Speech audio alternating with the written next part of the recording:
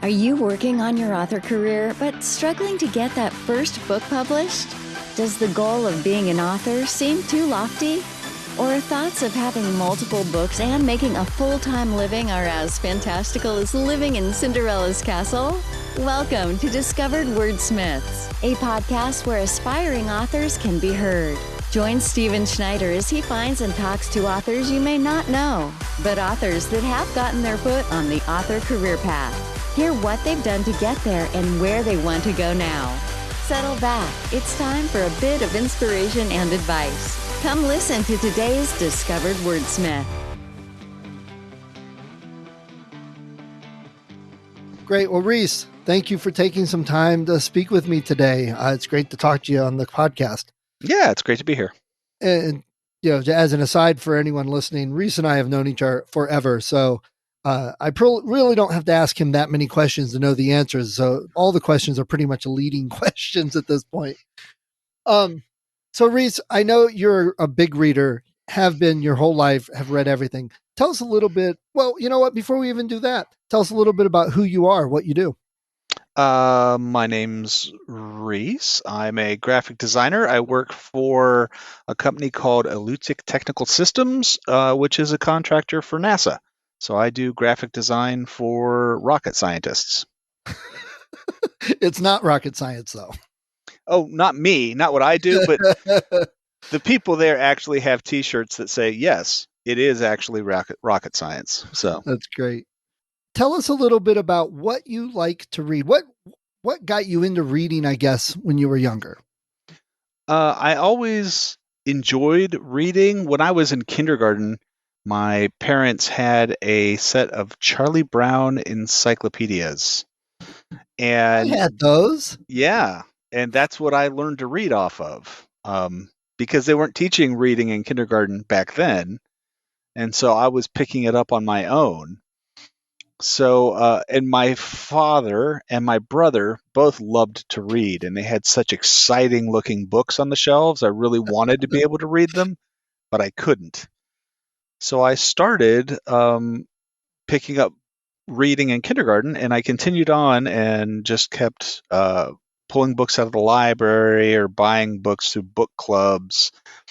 I think I was in third grade when I read my first air quotes here, adult book.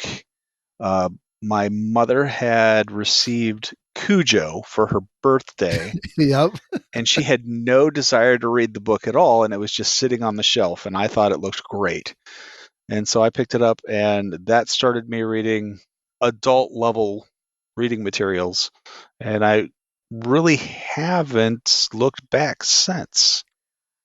Yeah, and we've talked about that before, that when we were younger, there wasn't really a middle grade or young adult section. There were some books that were kid books that we were targeted a little bit on, C.S. Lewis stuff. Can't even remember them now, but we kind of really went from zero to Stephen King within very short time. You're absolutely right. I think the only thing that, looking back on it, I would kind of say was a teen level series that I read was the Prydain series by Lloyd Alexander. Yes. And I to this day, I'll still just stop and reread all 5 books.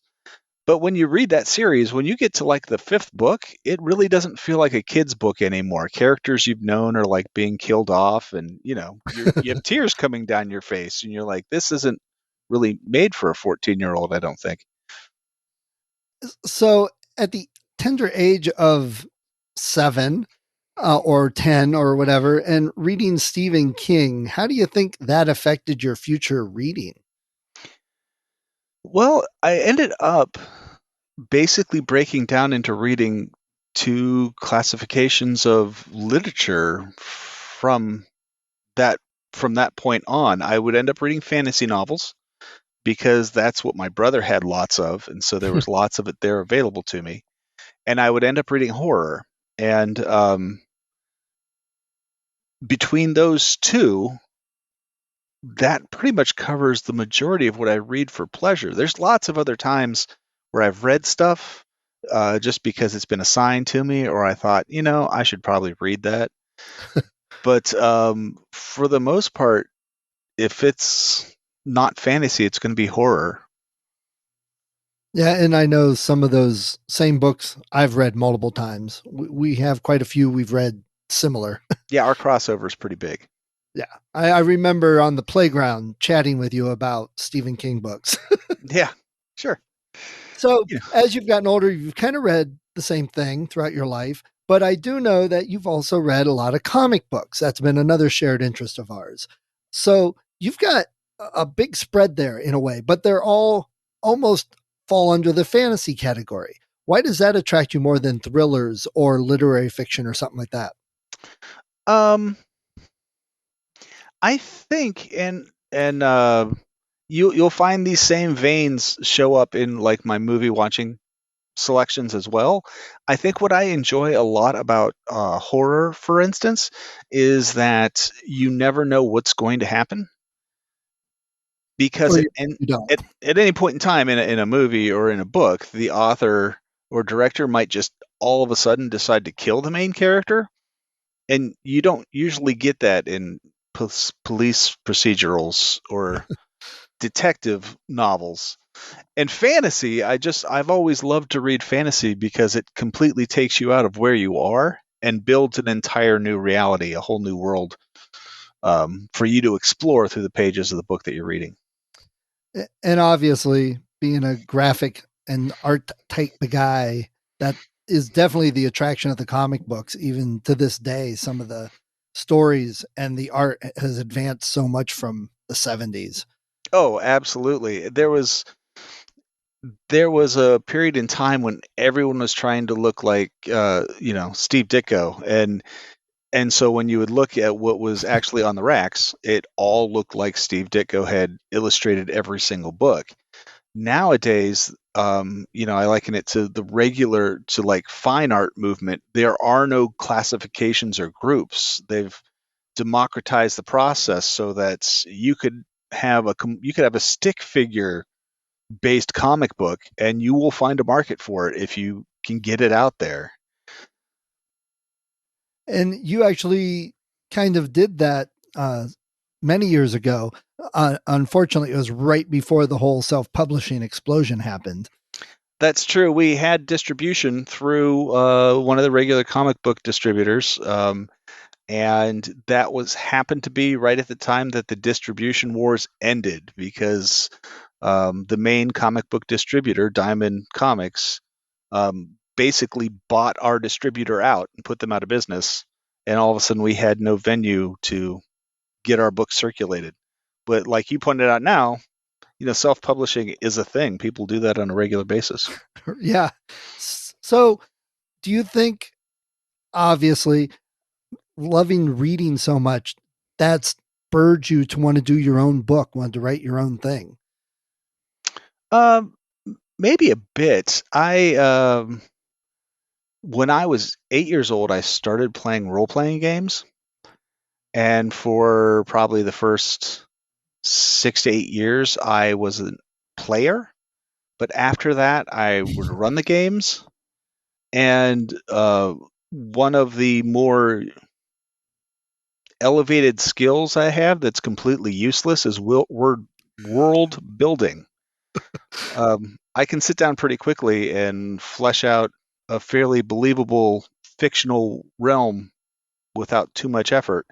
And I think that is actually one of the things that I really appreciate about reading fantasy novels is seeing other people have done this. And like in my own writing, it's always nice to take it, and especially if it's something that you've taken from a role-playing game, there are all the things that the players missed. And Right. if you're writing it yourself, you can explore it at your own pace, in your own direction, however you want to go with it. So, over the last year, 2 years, being on lockdown, all that, have you gotten much more reading done? I really have. I I think it started maybe last Christmas. I My mother-in-law asked what I wanted for Christmas, and I said a Books a Million gift card. And so having a gift card to a bookstore is a really great way to get back into reading. Yeah. So I went through and I decided to buy a bunch of books, and I haven't really stopped. And I decided I had collected everything Stephen King had put out until probably 96 or so. Then there's this big patch where I hadn't. And I decided in my mind I was going to explore new authors before I was going to allow myself to fall back into the comfort of Stephen King. So I would go out and just look at books and read the description and look at the cover and be like, yeah, we'll give this one a shot. Yeah, we'll try this one out. And sometimes that's worked and sometimes it hasn't. So obviously you seem to like print better than digital. Really odd considering where I work, but yes. Okay. Do you read digital books if it's available and maybe just happen to have way to get it or whatever? I have a really hard time reading digital books just because my mind instantly goes to that work mode where I just want to skim through it and pull out the important stuff. And I just love the touch of paper and the smell of the book. And so if it's going to be something lengthy that I'm reading for myself, I'll spend the $7 to $15 and get a bound copy. So you said you find these books really browsing the bookstore, looking at the covers, the titles, flipping to the back, seeing if it sounds interesting. Is that pretty accurate? Yeah, pretty much. Pretty much. And out of doing this for the last year or so, are there any standout books that you've discovered or authors that you hadn't read before that you really like now? I have read several authors that I had not read before, but of them all, there is an author by the name of Christina Henry, and she wrote what is called the Chronicles of Alice. I actually bought this at it was a Barnes and Noble, maybe. I was killing time in Columbus, and so I just went into like this Barnes and Noble around Dublin or so, around that area, and found this book. And uh, the designer in me really appreciated how the book looked and felt, and it dealt with Alice in Wonderland, which is one of my favorite stories.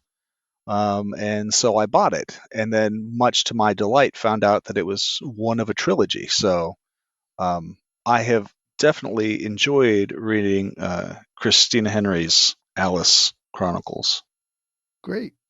And when you get a book, new book, an author you don't know, a book you don't know, that you aren't enjoying, that you don't like, do you still finish it? Do you put it down, move on? What do you do? That's really funny because it just happened. Um, I've gotten so many of these books and I've read through them, and the majority of the time, if I crease that binding, I'm going to finish it just because feel I have an obligation to. But recently, I have to admit, I bought a book that came in and I started to read it and found out it was one in a series of like 20 horror slash romance books. Ooh, And they would get to the romance section, and I was just like, I just can't do this. And so I actually stopped reading it and gave the book away. wow. Yeah. Did who you gave it to, did they like it and appreciate it? I don't know. They enjoyed romance novels, and so I was like, "Hey, try this. Maybe you'll like it." And I haven't heard back. Well, I'd love to find out if they did like it, if they Yeah. even read it.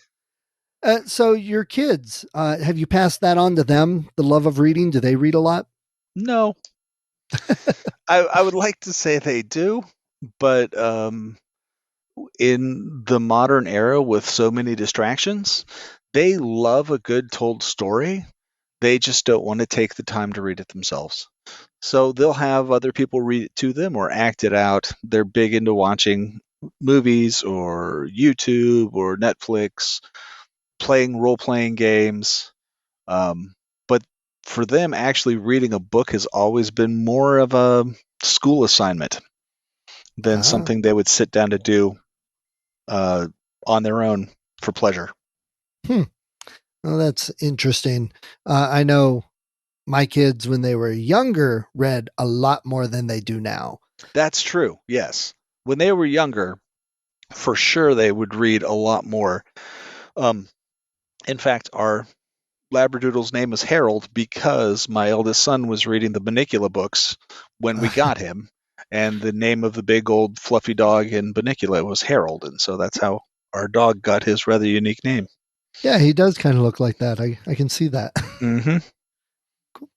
All right. Well, Rhys, thanks for taking some time. It's nice to catch up. We haven't talked much in a while. So, scheduling a podcast episode is a great way to catch up with you. That's right. You put it on my calendar, and I will be there. Well, that you'll have to, schedule some time to read. I know people that do that. Yes, good plan. I'll put it on the calendar and block myself off a couple hours. Sounds good. Oh, hey, there's another question. I know you, like me, like to play video games, grew up with video games. Indeed. And I know the Witcher games were some of your favorites. Did you read the books? Oddly enough, in this past year that I've been splurging on books, I bought the first 5 books in the series, and I just finished them probably a month ago. Did you enjoy them? Yes. I think my problem with the Witcher books as a series for the first 5 books was that they needed to have more Witcher in them. Sapkowski was so big on building a world and introducing so many characters and getting you so in depth with all of them that you spent a lot of time with characters that were not on the cover of the book.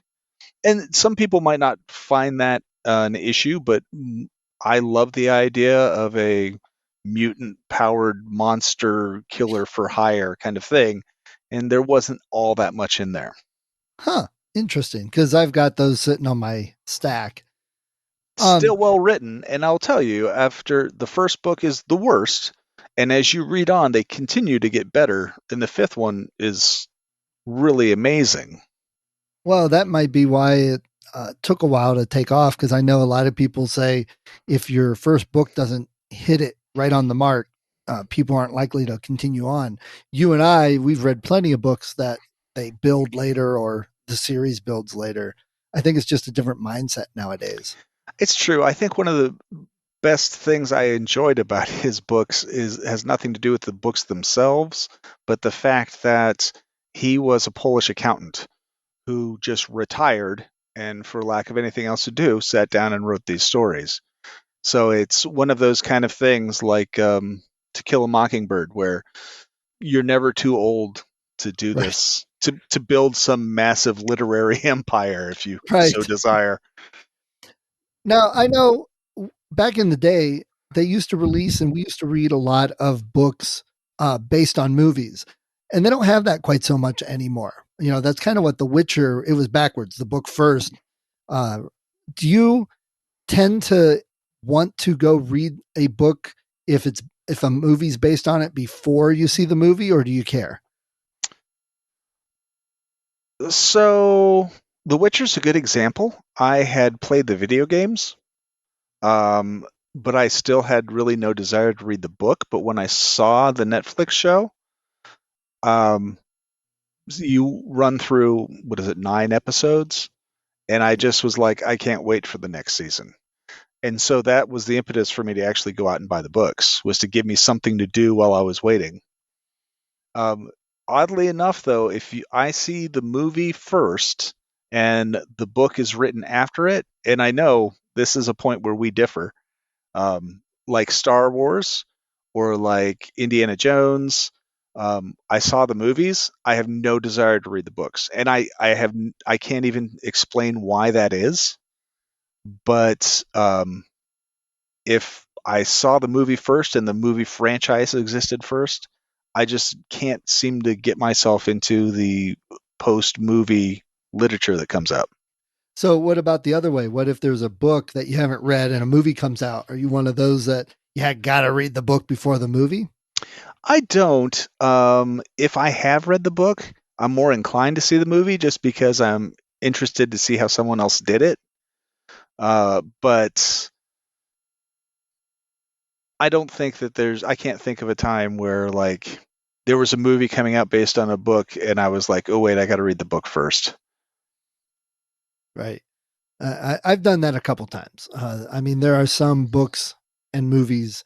Oh, the movie looks good, but I really want to read the book because a lot of times, obviously, the books are better than the movies. But as you point out with The Witcher, I think what they're doing with the 8, 9 episodes streaming is definitely creating episodes and movies themselves that are as good as reading the book sometimes, better than movies in the theater, unfortunately.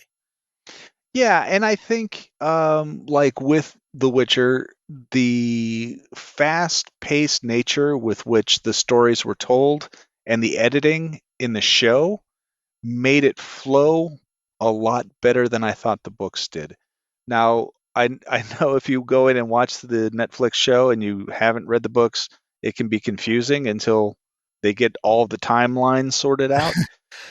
But just the fast pace in which they changed, uh, Sapkowski's books are, they might be 6 chapters in a 500 page book. So there's a long slog between scene changes. And if you're reading a part about a infantryman who you vaguely met 2 books ago as he goes into war, you just want to get back to the sections on Geralt. Well, I'm afraid you still have 120 pages before you can do that. And I will say the show, it took me a bit to click with the time jumps with all the pre stuff going on in the timelines. I think they could have made that clearer. But other than that, I I like the show.